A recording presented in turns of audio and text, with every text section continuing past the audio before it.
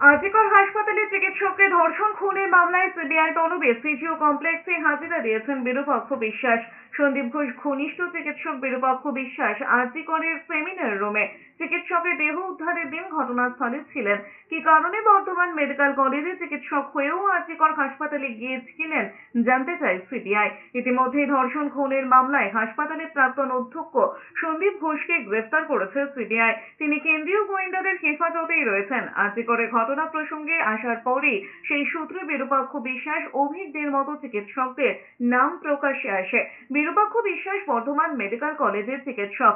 Bardhaman medical কলেজের pathology বিভাগের senior resident চিকিৎসক বিরূপাক্ষ বিশ্বাসের বিরুদ্ধে মেডিকেল কলেজের থ্রেট কালচারের অভিযোগ ওঠে। আজিকর কাণ্ডের মধ্যে বিরূপাক্ষ বিশ্বাসের বিরুদ্ধে বৌবাজার থানায় অভিযোগ দায়ের হয়। ইতিমধ্যে বিরূপাক্ষকে সাসপেন্ড করেছে রাজ্য স্বাস্থ্য দফতর।